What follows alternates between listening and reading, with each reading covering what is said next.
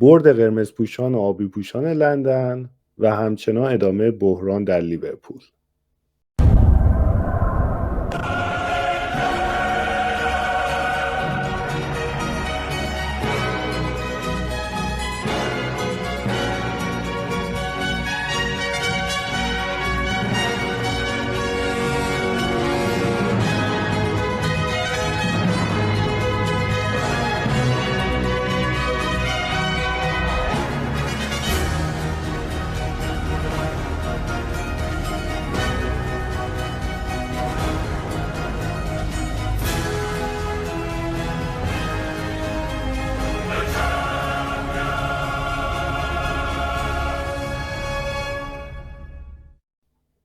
خب سلام عرض میکنم، با یه برنامه دیگه در خدمت دوستان هستیم.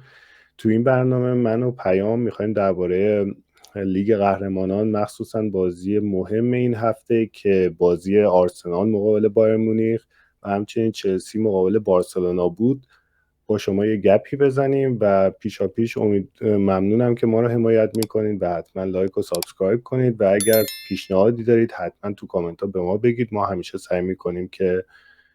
برنامه‌مون رو بهتر کنیم. منم سلام دارم خدمتتون، امیدوارم که حالتون خوب باشه و خیلی خوشحالم که یک برنامه دیگه هم در خدمتتون هستیم. با توجه به درخواستایی که گفتین امیرحسین نباشه ما دیگه از برنامه خطش زدیم، ولی جدا از شوخی به خاطر یه سری درگیریایی که داشت نمیتونستیم برنامه در کنار ما باشه، ولی سعی می‌کنیم جاشو پر بکنیم و بگیم که ایراد از ترکیب آرن اسلات بود. خب ما از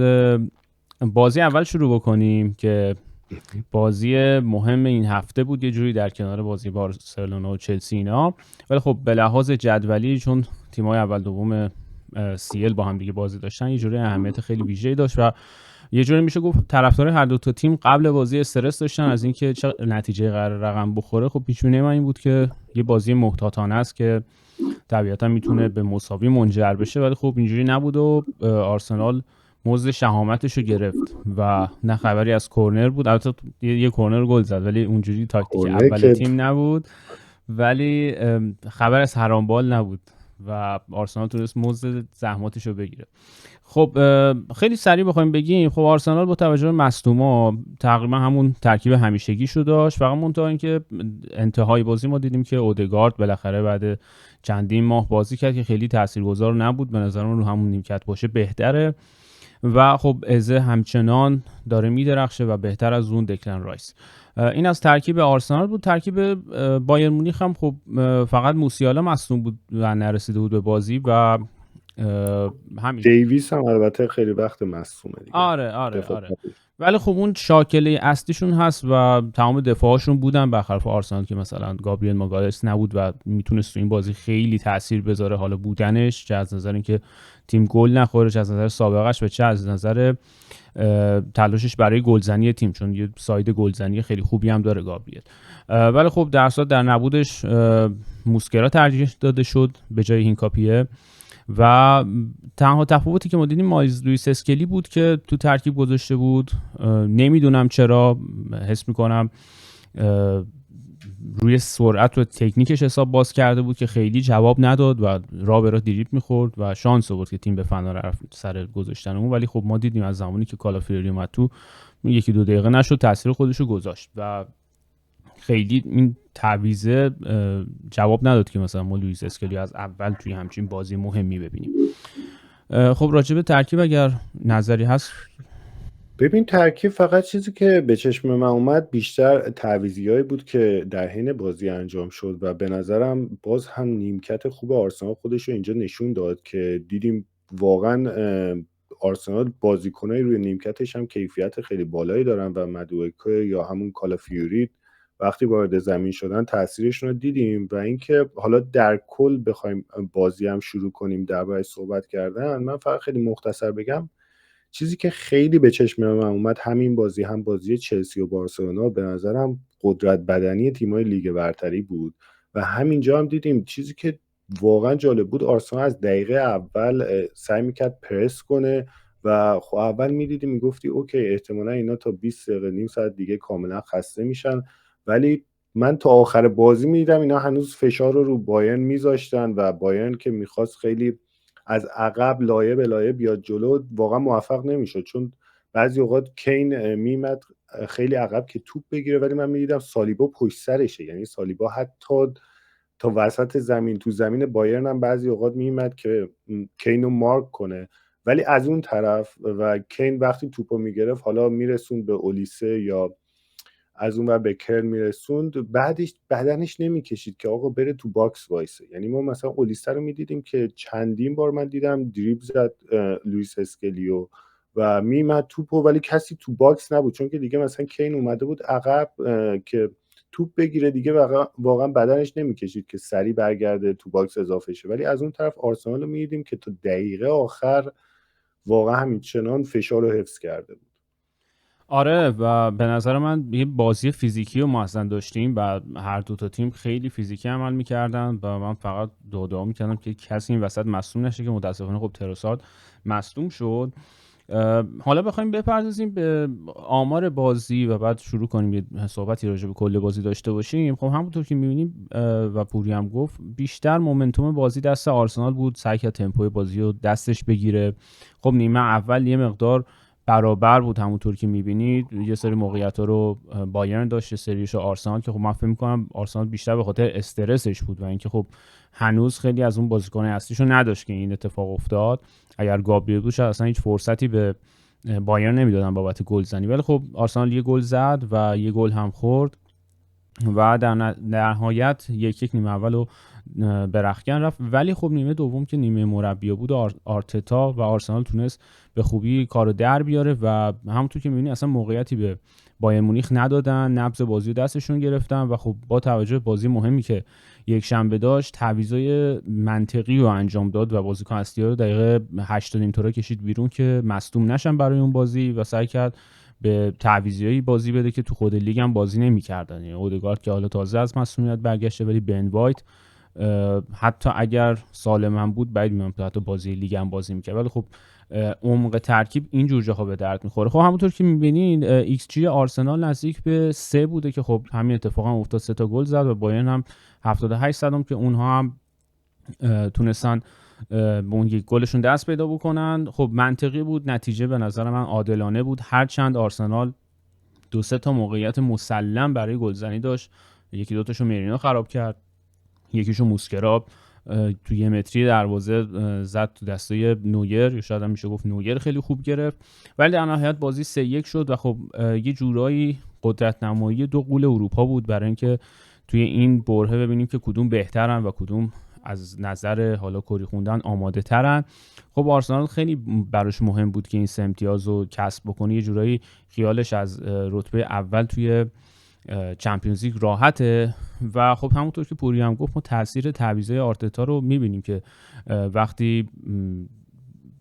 این دوتا تعویض رو انجام داد و کالافیوری و مارتینلی آورد تو، دقیقاً 1 دقیقه بعد کالافیوری پاس گل داد و مارتینلی هم حدوداً 8 دقیقه 9 دقیقه بعد روی سوتی نویر میشه گفت، البته خب حالا یه بخشش سوتی نویر بود، ما بقیش بابت جا موندن دفاعی بایرن بود، تونست یک دروازه خالی و گل بکنه. خب خوراک مارتینلی عملاً اینجور گل زدناست، ما قبلا دیدیم جلو استون ویلا و خیلی از تیم‌های دیگه، حتی خود چلسی هم اینجوری گلزنی کرده و خب من اینو اشتباه کمپانی میبینم که نتونست تمرکز بازیکناش رو جمع بکنه و شاید میتونست مثلا گلم بزنه، اما دیگه وقتی بازی 3-1 شد تقریبا مطمئن بودیم که آرسنال داره بازی رو میبره. خب اگر راجع به روند بازی و گل اگر صحبتی هست بگو که.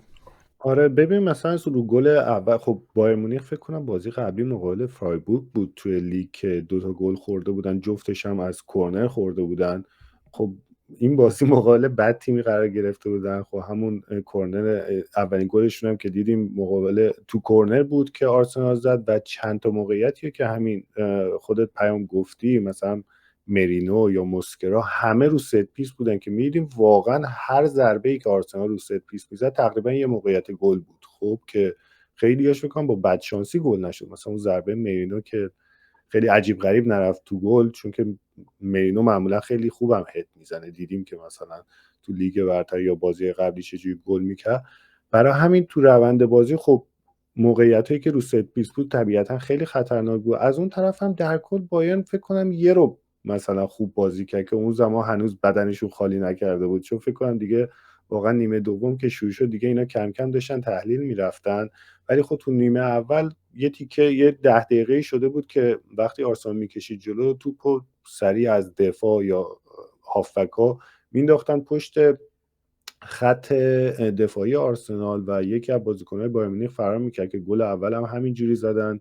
یه دونه دیگه هم فکر کنم جاناتان تا انداخت که استانکوویچ تقریبا اومد تا جلو دروازه که یهو تصمیم گرفت خودش بشوته، در حالی که اولیسه و اینا همه کنارش بودن. ولی خب این تاکتیکشون هم تا یه جایی جواب داد و خب خیلی آرسنال فکر کنم زود فهمید، مخصوصا آرتتا وقتی کالافیوری اوورد، چون که دیده بود که سمت چپ آرسنال داشت تقریبا یه اتوبان میشد، چون که اولیسه فقط میتونست هی اسکلیو رد کنه، خیلی سریع کالافیوری که تو بحث دفاعی خیلی بهتره آورد و اون مسیرها هم بس. برای همین عملا دیگه بایر مونیخ یه جا به بعد دیگه نمیتونست کار خاصی کنه و بازیکناش هم انرژیشون دیگه تحلیل رفته بود و آرسنال 3 تا زد، شاید 2 تا دیگه هم میتونست حتی بزنه به نظرم. آره من کاملا صحبت تو قبول دارم و خب اون فیزیک کالافیوری هم خیلی با لوئیس اسکلی فرق داشت. ما دیدیم که توی نبردهای تن به تن کاملا برتری رو داشت توی ترکیب. حالا اگه خیلی بخوام داخل پرانتز هم از بایرن بگیم، به نظر من گذاشتن کین توی ترکیب خیلی اشتباه بود با توجه به جوی که اصلا اول بازی روش بود و فشاری که هوادارا می آوردن به کین و کار خیلی خاصی هم نکرد. حالا بحث بایر مونیخ خیلی بحث تخصصی ما نیست، ولی شاید اگر کسی رو نیمکت داشت با یه تغییر جزئی تو ترکیب میتونست جکسون بود فقط که آره اونم ولی خب ببین به خاطر سن و اینا طبیعتا حالا دوندگی جکسون، هرچند نمیگم مثلا کین بد بازی کرد ولی خب توی این مسابقه واقعا گم بود و تو میدونی وقتی در مقابل یکی از بهترین دفاعهای اروپا قرار گرفتی باید برای اون خلق موقعیت بکنی، همون مشکلی که مثلا برای لیورپول و تیم‌های دیگه به وجود میاد و خب کین خیلی کار خاصی نتونست بکنه. ولی از اون طرف باید واقعا اعتبار بدیم به کارل که یه ستاره واقعا نوظهوره و واقعا این بازی هم گل زد. حالا درسته که باختن ولی امیدوارم این پوینت مثبت این بچه 17 ساله حفظ بشه که واقعا ستاره عجیب غریبی، یعنی این رسانه‌ها خیلی تاثیرگذارن. از اون ور مثلا استوام میاد یا کارل میاد کسی ازشون صحبت نمیکنه، ولی یامال یه فصل میاد یه کل اروپا میگه آقا این مثلا مستحق توپ طلای. ولی به نظر از ستاره‌ای که باید حواسمون بهش باشه و احتمال زیاد قراره تو سال زیادی توی بایرن بدرخشه و ببینیم به چه صورت پیش میره. از نکات بازی باید به بازی درخشان دکلن رایس اشاره کرد که واقعا تک تک این پوندایی که خرجش شد حلالش باشه و اصلا یه دوندگی بی‌نظیری داره و یه مسافت خیلی زیادی رو توی زمین پوشش میده، حالا چه تو امر دفاعی چه تو امر حمله. و ما دیدیم توی بازی یه جاهایی آرسنال استرس داشت تو نیمه اول، حتی تو خط دفاع هم بازی میکنه، یعنی جاشو با موسکرا عوض میکنه، موسکرا میرفت کنار، دکلن رایس میاد وسط که از تجربهش استفاده بکنه و واقعا این بازیکن اصلا بی‌نظیره، هیچ حرفی نمیذاره برای گفتن. و شرایطی که آرسنال توی جدول داره که به نظر من همه چی مساعده، توی لیگ برتر که صدر جدول با اختلاف 6 امتیاز و این هفته به مصاف چلسی میره که بازی خیلی حیاتی و تعیین کننده است با توجه به اینکه چلسی هم روحیه خیلی خوبی گرفته با بردن بارسلونا. از اون طرف هم خب توی CL هم اوله و یه جورایی بین اون 36 تا تیم یه اختلافی و نسبت به سایر تیم ها داره با توجه به اینکه خب تیم های قوی تری هم توی اون لیگ حضور دارن و یه گپی رو ایجاد کرده که این فرصت رو میده که اگر باز هم مصدومای بیشتری بودن یا آرسنال خواست یکی یا دو بازی رو فدا بکنه بابت اینکه مصدوما برگردن، باز امکانه این که توی صدر جدول توی هر دو تا لیگ باشه وجود داشته باشه. اگر صحبتی راجع به کلی بحث آرسنال هست بگو که بریم سر بازی بدیم. نه دیگه فکر کنم همه حرفا رو درباره بازی این دوتا تیم زدیم و تقریبا دیگه میشه گفت آرسنال دیگه صعودش رو قطعی کرده، چون بازی بعدش هم آنچنان دشوار نیست و فکر کنم حتی با یه بردم میتونه قطعا توی 8 تیم قرار بگیره، حالا چه بسا که احتمالاً جزو تاپ 2 میاد بالا. آره و نکته آخرم بخوام بگم، من خودم الان یعنی من که موافق بودم ولی باز الان 100% بخوام بگم واقعا موافق تمدید قرارداد آرتتا هستم و به نظر من در حال حاضر نمره شاید 20 از 20 باشه، خیلی انتظار زیادی ندارم ولی تا همین جاش هم به نظر من خیلی عالی کار کرده. خب بریم سراغ بازی بعدی. بازی بعدی که ما داریم بازی حیاتی و مهمی بود از اون جهت که خب همیشه بازی‌های بارسلونا با چلسی خیلی جذاب بوده. خب این دفعه توی استنفورد بریج با هم دیگه بازی داشتن که خب ترکیب چلسی تقریبا همونه، فقط یه تفاوتی که داشت انزو فرناندز یه خط اومده بود جلوتر که خیلی این تو این بازی جواب داد. یعنی باید به آنالیز مارسکا و تیمش واقعا یه نمره بالایی داد بابت این حرکت که دیدیم چلسی 6 تا گل تو این بازی زد که نزدیک 3 تاش آفساید بود، ولی خب باز هم تونست قاطعانه 3-0 بارسای هانسی فلیک رو ببره. بارسایی که ما پارسال میدیدیم که همیشه تو بازی‌ها پرگل بوده، همیشه ستاره‌های خیلی آینده دار و پرجونی رو تو تیمش داشته، ولی خب این بازی کاملا یه طرفه بود و چلسی تونست خیلی قاطعانه 3-0 ببره. از اون طرف هم خب جیمز یه خط تقریبا اومده بود جلو که این جواب نداد به اون صورت، حالا نظر شخصی منه، چون که اون عقب زمین رو یه مقدار برای چلسی خالی کرده بود، هرچند بارسلونا نتونست استفاده بکنه. اما باید دید در مقابل آرسنال این تغییر تاکتیک چجوری میخواد جواب بده و این یه زنگ خطری هست برای چلسی به نظر من. حالا اگر از ترکیب نظری داری؟ ببین ترکیب، چیزی که برای من خیلی جالب بود این بود که این بازی اصلا نه ژائو پدرو و نه دلاپ هیچ کدوم بازی رو شروع نکردن و نتو رو گذاشته بود خط حمله، نوک خط حمله، که اتفاقا ایده درستی بود به نظرم، مخصوصا جلو تیمی مثل بارسا که همه میدونن که دیگه خط دفاعش همیشه رو خط وسط زمینه. برای همین یه کسایی میخوای که فقط یه ران داشته باشن و بتونن از آفساید گیری یه بارسلونا فرار کنن، که طبیعتاً نتو، استواو و گارناچو هر سه تاشون بازیکن‌های سریع بودن، پرنش بهترین گزینه‌ها بودن، چون که دیگه واقعا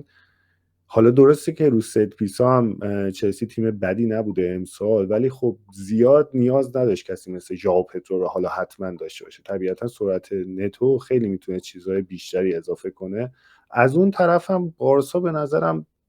بازی کردن فران تورس برای من یه ذره عجیب بود که از اول تو ترکیب اولیه بود. شاید رشفورد که حالا سابقه لیگ برتری هم داره میتونست خیلی موثرتر باشه که از اول باشه تو زمین. حالا بریم ادامه بازی هم صحبت کنیم، میگم که فران تورس همه دیدن که چه موقعیتی هم نتونست همون اول بازی گل کنه. آره و خب این ترکیب نشون داد که برای چلسی جواب میده و خب من حقیقتا انتظار نداشتم که مارسکا شهامت اینو داشته باشه که جلوی بارسا درس به همچین تغییراتی بزنه، ولی خب نشون میداد که آنالیزش کاملا درست بوده و این حرکت تونسته جواب بده. اگر بخوام از آمار بازی بگیم، خب تمپوی بازی که اصلا کاملا دست چلسی بود، تو این شکی نیست، هرچند اون اوایل بازی بارسلونا یه موقعیت تقریبا میشه گفت 100% رو خراب کرد که اون میتونست خیلی تاثیر بذاره تو بازی و کاملا هم مثلا دفاع و دروازه‌بان چلسی مغلوب شده بودن، ولی خب بازیکن بارسلونا نتونست گلش بکنه. و از نظر ایکس جی هم چلسی فراتر عمل کرد، یعنی نزدیک 2 ایکس جی داشت که تونست به 3 تا گل برسه. از اون طرف هم بارسلونا با اون وضعیتی که داشت و خب اخراج آراخو که مسلما آراخو اصلا تو بازی مهم کاملا باعث میشه که تیم به فنا بره، این بازی هم این حرکت رو انجام داد، اونم دقیقه 40، نه حالا مثلا 70-80، جایی که خب اختلاف گلا یه گله و تیم میتونه همچنان برگرده، ولی خب وقتی کاپیتان تیم، یکی از با تجربه های، یکی از سن بالاهای تیم همچین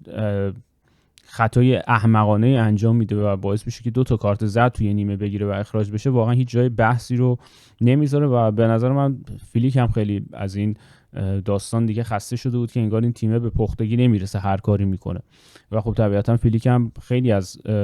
پیشنهادهای خوب رو رد کرد و پای بارسلونا موند یه جورایی دلی، ولی میبینیم که همچنان این بالا پایینه برای بارسلونا ادامه داره و خب چیزی که من دیدم این بود که بارسلونا امسال خیلی ضعیف‌تر از پارساله، یعنی حداقل پارسال شاید گل زیاد می‌خورد ولی گل هم زیاد می‌زد، مثلا 4-3 میشد، 3-2 میشد، ولی امسال کاملا دیگه اون خط حمله‌ش هم نابود شده. اگر حالا صحبتی هست راجع به کلیت بازی و روند بگو که بعد بریم سراغ بازیکن‌ها. آره. ببین فقط میخواستم اتفاقا همین تمپو هم که فکر کنم نشون دادی این بود که 10 دقیقه کلا بارسلونا تونست فشار بیاره که به نظرم آره همون میبینیم تو قسمت سمت چپ حدود 10 دقیقه یک رو دیدیم که بارسلونا میتونست پرس خیلی شدید انجام بده، بعدش دیگه تموم شدن. یعنی واقعا مثلا لواندوفسکی خب سنش خیلی بالاه، طبیعتا نمیتونی انتظار داشته باشی 90 دقیقه بتونه برای تو جلوی خط حمله پرس کنه. و دوباره دیدیم مثل آرسنال قدرت بدنی چلسی هم خیلی غالب بود به بارسلونا و از اون طرف هم خب آراخو واقعا سابقهش زیاده تو این خریت‌ها و از همه بدتر همونجور که گفتی اینه که بازوبند کاپیتانی رو میبنده. حداقل ازش بگیرید بدید دست یکی دیگه. همچین بازیکنی نباید واقعا کاپیتان تیم باشه. اونورم کوبارسی که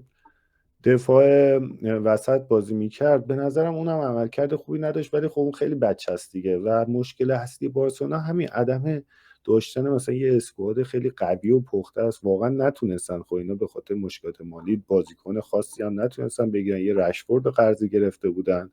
و میبینیم که واقعا به مشکل میخوره. یعنی از زمانی که دیگه اینا از لحاظ بدنی همون نیمه اول هم کم آورده بودن دیگه، آراوخو که اخراج شد دیگه 10 نفره هیچ گونه شانسی نداشتن. یعنی از بازی میدیدی که عملا خالی کرده بودن، فقط باید خدا میکردن بازی زودتر تموم شه. و چلسی هم خیلی خوب میتونست فرار کنه. مثلا نتو هم دیدیم، فکر کنم یکی دو تا موقعیت خیلی خوبم فقط نتو گل نکرد. یعنی 3 تا زدن، شاید 3 تا دیگه هم راحت میتونستن بزنن که نزدن. و مارسکو به نظرم خوب این بازی ترکیب چیده بود، همین که 3 تا بازیکن سریع گذاشته بود که فرار کنن و از اون طرف هم شانس هم باشون همراه بود که آراخو اون گندو زد. ولی با این وجود قبلش هم به نظرم چلسی همچنان تیم بهتری بود تو زمین. آره کاملا حرفتو قبول دارم. خب خیلی هم یه جایی بدشانس هم بود، چلسی خیلی بیشتر از این میتونست گل بزنه سر آفسایدا و اینا. خب چند تا گلش رد شد و از بازی خوب انزو فرناندز نباید گذشت که چقدر توی امر گلزنی کاملا سوار رو بازی، یعنی خیلی با تجربه تر از حتی مهاجمای چلسی عمل میکنه. همونطور که گفتی نتو چند تا موقعیت رو خراب کرد، یکیش که یادآور حرکت گرت بیل بود جلوی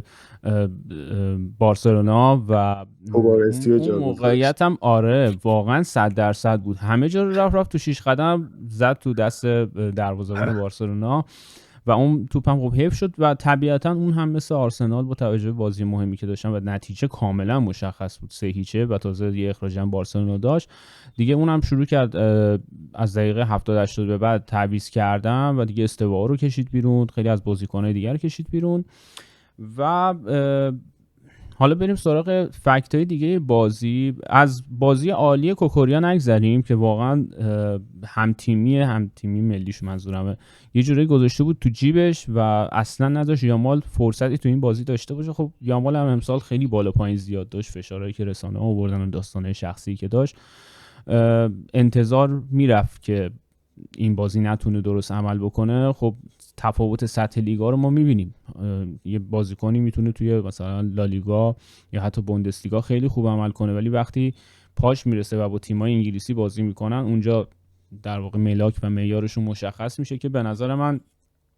باز هم چلسی نشون داد که خب خیلی تفاوت زیادیه بین لیگ برتر انگلیس و لالیگا. و یه فکت دیگه که راجع به هانسی فلیک وجود داشت اینه که برای اولین بار بود که تیمای تحت هدایت هانسی فلیک توی چمپیونز لیگ نتونست گل بزنه. تقریبا بعد از 34-5 تا بازی بود که تیمای هانسی فلیک همیشه گل میزد، حالا چه تحت عنوان بایر مونیخ چه تحت عنوان بارسلونا. اما ما تو این بازی دیدیم که کاملا ضعیف بودن، با توجه به که خب چلسی خیلی دروازه‌بان درجه یکی نداره و خب چند جا هم فرصت سوزی کردن، اما در حساب باید به نظر این پوینت رو داد به مارسکا که خیلی خوب تونسته بود این بازی بارسلونا رو آنالیز بکنه. این صحبت پایانی بود. به نظرم نتیجه خیلی خوبی رو گرفت چلسی و با روحیه خیلی بالا تو همون استنفورد بریج میره به مصاف آرسنال و ببینیم اون بازی چجوری میشه. اگر صحبتی داری بگو بعد بریم سراغ. نه منم دیگه آره حرفی ندارم. بازی کاملا یه طرفه بود و میگم حالا این دوتا بازی مهمی که صحبت کردیم واقعا آرسنال و چلسی خیلی خوب تونستن حریفاشون رو که مهمترین بازی این هفته بود شکست بدن و جفتشون هم احتمال صعودشون رو خیلی زیاد کردن. خیلی ممنونم ازت. خب بریم سراغ بازی بعدی. ما حالا بیشترین زمان رو صرف این بازی ها کردیم چون مهمتر بود، بقیه رو شاید خیلی تیتروار بریم جلو. خب بازی بعدی بازی بود که علیرغم پیشبینی ها منچستر سیتی باخت بازیشو و فکر می‌کنم کمتر کسی فکر می‌کرد که این بازی به این سادگی رو پپ گواردیولا همچین سوتی وحشتناکی بده و بیاد کلا اصلا ترکیب دوم بشینه تو و همین یه جورایی باعث شد که دست کم بگیره و تا اومد به خودش بیاد و 2 سری تعویض کرد و تا دقیقه 65 5 تا تعویضش رو انجام داد که اون هم باز خیلی حرکت مبتدیانه‌ای بود و اگر مصدومی میداد باید 10 نفره بازی میکرد. ریسکش جواب نداد و در نهایت 2-0 این بازی رو باخت منچستر سیتی. بعد موقع بود، حالا امکان صعود رو از سیتی نگرفته ولی خب هیچ توجیهی هم نداره که یه مربی با سابقه بیاد یه دفعه فکر کنه که الان من باید مثلا به بازیکن‌های درجه یکم استراحت بدم، اونم نه یکی دوتا، تقریبا کل ترکیب رو عوض کرده بود. حتی ما می‌بینیم که مثلا ترافورد بازی داده بود، ترافوردی که میدونیم فاجعه است و هر بازی هم که بوده سوتی داده، این بازی هم دست رد به هیچ توپی نگفت و گل خورد و این بازی خوب تو اتحاد هم بود و باز هم این یه پوینت مثبتی برای سیتی بود که ازش استفاده کنه که نکرد. و همین، حالا اگه از ترکیب حالا صحبتی داری بگو که آره، منم فقط خیلی کوتاه درباره من سیتی بگم که فکر کنم خود گواردیولا هم گفت شاید اشتباه از خودم بوده، تغییرات رو زیاد داده بودم که واقعا هم منطقی نبود، چون این هفته هم مقابل لیدز بازی دارم و بازی آنچنان سختی نیست و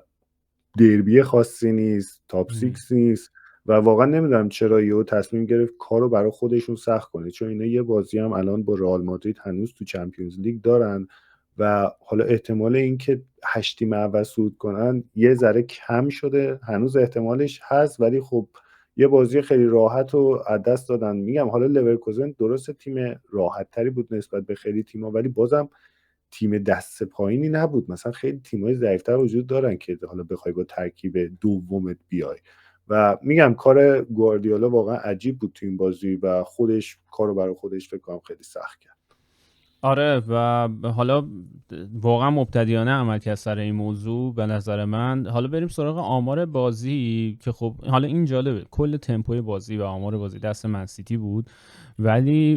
بایر لورکوزن تونست با ایکس جی نیم 2 تا گل به سیتی بزنه که باز همین یک آماری بود که به نظر من مقصرش گواردیولاست، به خاطر اینکه خب چقدر مثلا احتمال واقعا مصدومیت دوناروما بوده که تو این بازی ترافورد بازی دی، ولی من فکر می‌کنم بیشترین حرکتی که این کارو کرده به خاطر فشارهایی بود که بهش میومد، مخصوصا سر بازی نیوکاسل که مرموش شد دقیقه مثلا 87 آورد تو و خیلی از طرفدار سیتی بهش توپیدن که آقا مثلا مرموش حق داره از تیم بره وقتی تو اینجوری داری بهش بازی میدی.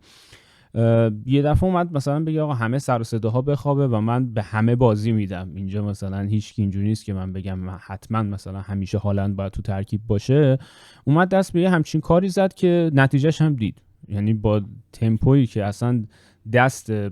با لورکوزن نبود، لورکوزنی که تمام ترکیبش هم فروخت امسال و فصل هم خیلی بد شروع کرد، اومد و تو اتحاد سیتی رو برد. خب ما قبلا نمیدیدیم که اصلا سیتی همچین نتایجی بگیره. سیتی که ما همه سال میشناختیم اینجوری بود که می اومد این بازی‌ها رو راحت مثلا 3-0 4-0 می‌برد حتی با ترکیب دومش. ولی نمیدونم واقعا چه اتفاقی داره برای سیتی و لیورپول امسال میفته که اینا توی بد بودن دارن با همدیگه رقابت میکنن و هر هفته واقعا ما رو دارن سورپرایز میکنن. و خب از اونورم منچستر سیتی ایکس جی 2 رو داشت که تقریبا نزدیک به 2 رو داشت که هیچ گلی نتونست بزنه و باز هم این نشون میده که هالند البته درست دقیقه 65 اومد تو ولی وقتی هالند رو فرم نباشه سیتی نمیتونه نتیجه بگیره و اینو ما شاید داریم هر هفته میگیم بازی که سیتی نتیجه نمیگیره و مقصر این باخت هم همونطور که پوریا گفت و خودش هم قبول کرده کسی نیست غیر از گواردیولا که فکر می‌کنم این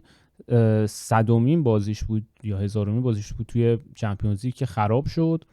به عنوان مربی و میتونست با پیروزی جشن بگیره که در صورت این اتفاق نیفتاد. اگر صحبت پایانی راجع به سیتی هست بگو. نه بریم سراغ تیم بعدی به خب حالا نظرم. بریم سراغ بازی بعدی. بازی بعدی خب استاتی که همچنان لیورپول رو توی بحران فرو برده و درم نمیاره، این بازی هم دست رد به باخت نزد و تو خونهشون توی آنفیلدی که یه زمانی حرمت داشت به پی اس وی آیندهوون باخت. اگر صحبتی راجع به ترکیب و اینا دارید.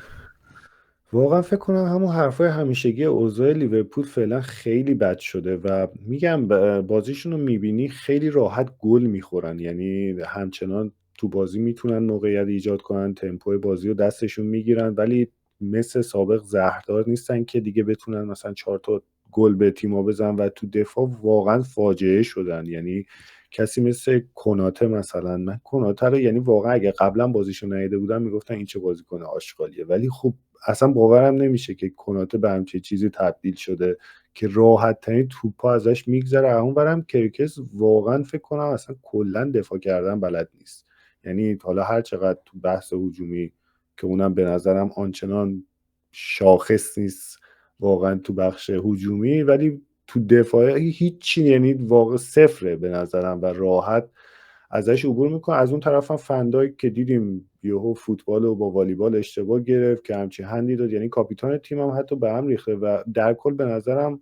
بیشتر ذهنی وضعیت لیورپول الان واقعا استرس رو تو بازیشون میدیم و یه سوتیایی میدن که ما قبلا نمیدیدیم. خب خیلی از بازیکناشون همشون تقریبا شناخته شدن و یه عملکردی الان دارن از خودشون نشون میدن که قبلا اصلا همچین عملکردایی از این بازیکن‌ها ندیده بودیم و بیشتر به نظرم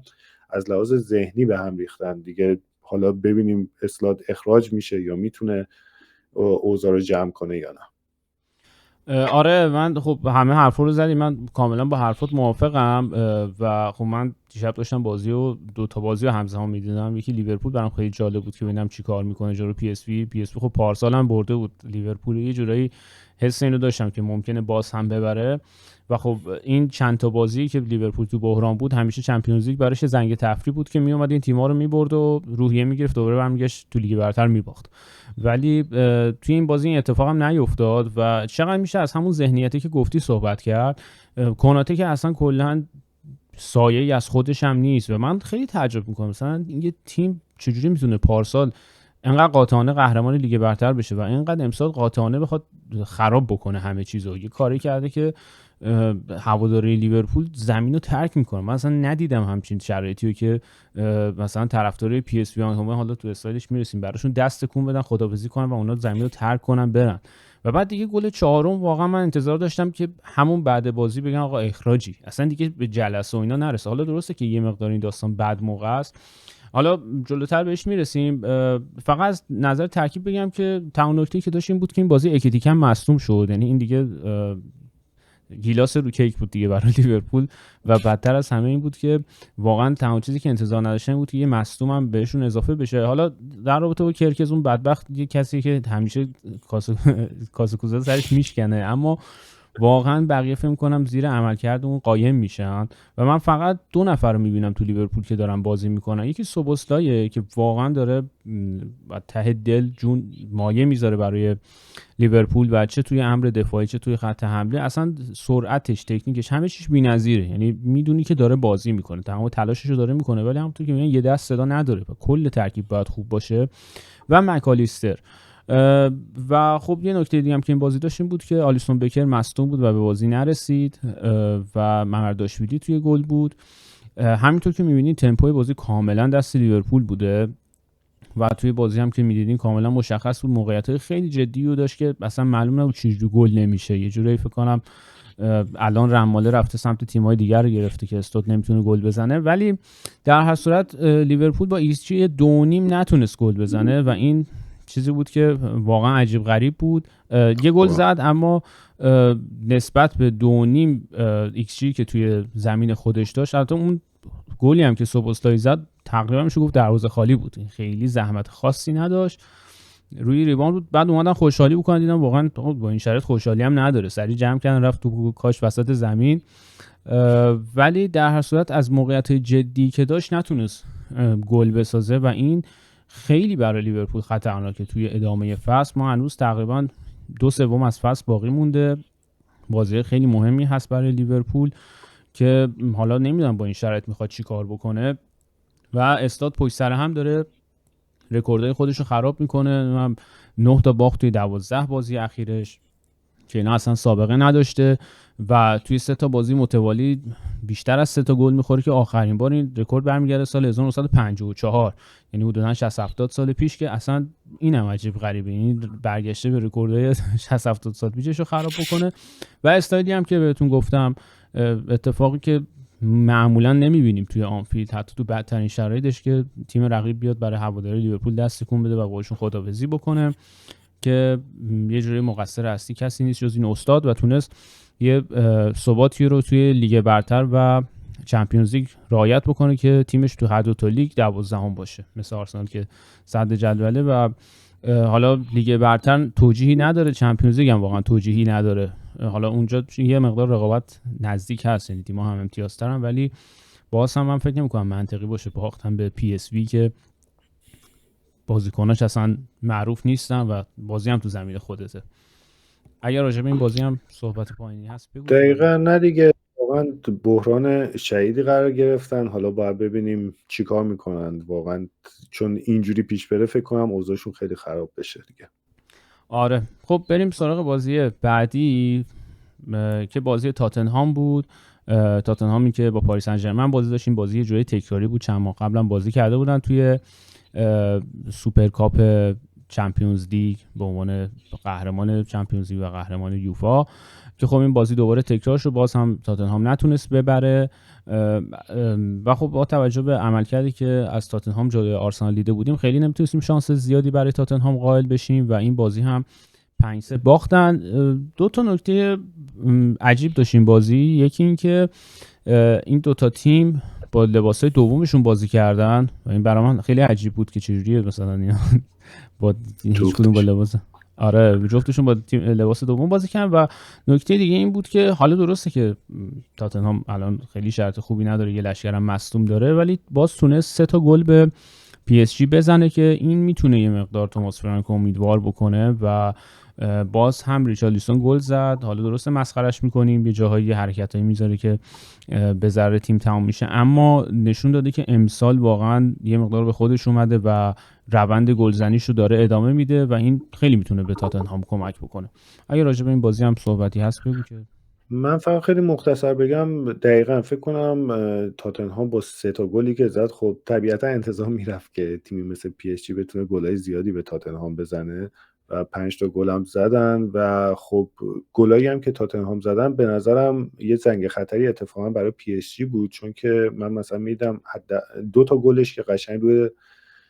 نبردهای هوایی بود که خب از سال پیش هم میدونیم که پی اس جی تیم قد کوتاهیه و خیلی تیم‌ها سعی میکنن جلوش اینجوری بازی کنن که خب تاتنهام هم میدونیم دیگه همشون واقعا غول پیکرن و علاوه فیزیکی و همچنین قد تونست به نظرم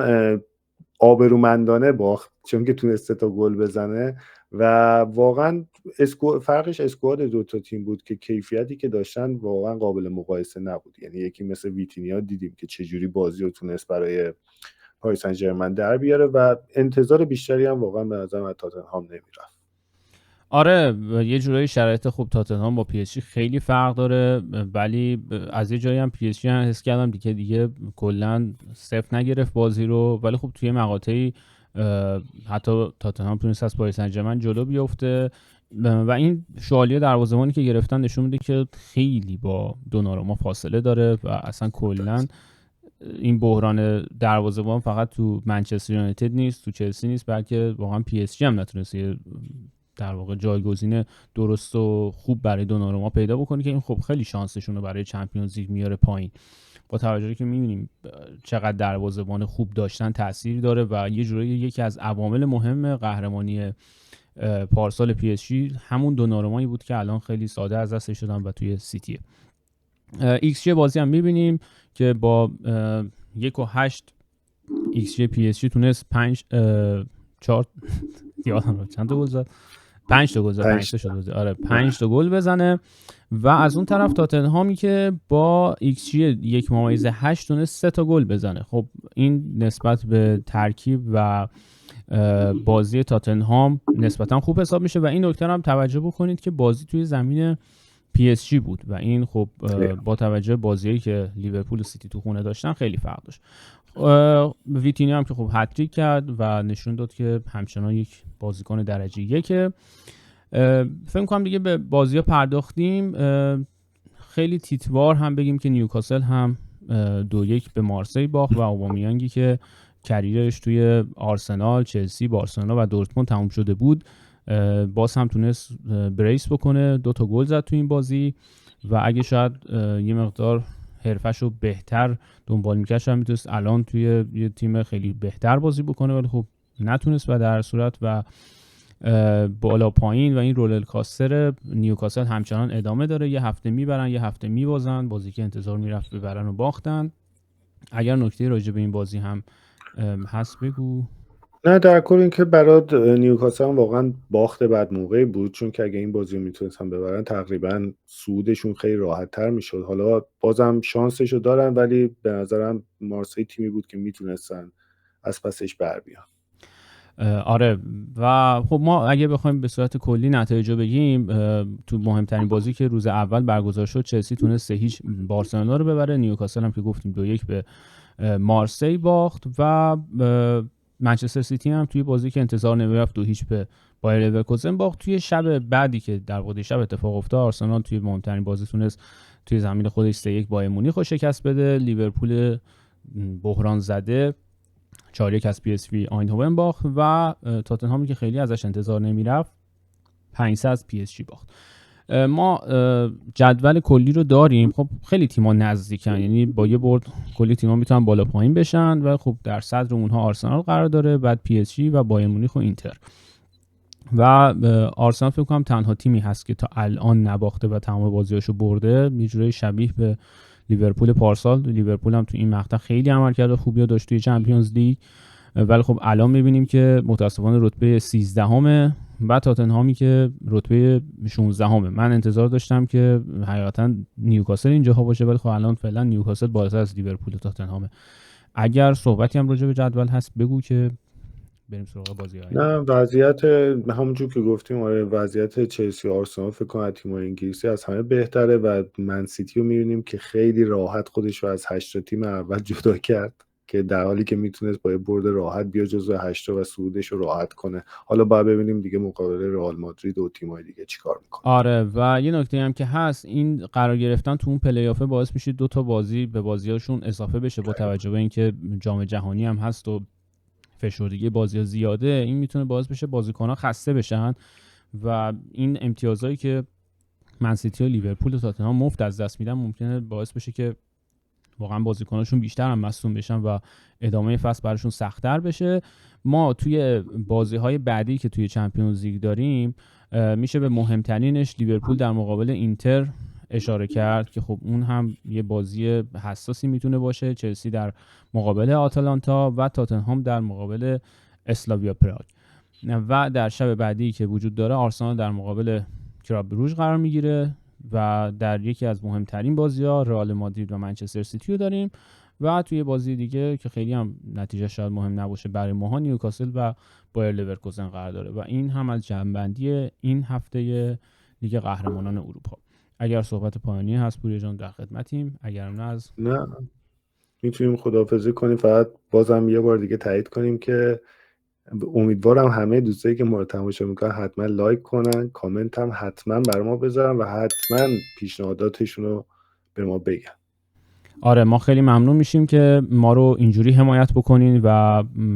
اگر هم از برنامه خوشتون اومد برای دوستاتون، کسایی که فوتبال میبینن هم ارسال بکنین و اگر نکته‌ای دارید که ما میتونیم برنامه رو بهتر بکنیم با توجه به اون شرایط حتما به ما بگید. خیلی خوشحالیم که یک برنامه دیگه هم در خدمتتون بودیم. به زودی با بررسی هفته 13 لیگ برتر انگلیس در خدمتتون خواهیم بود. به امید دیدار.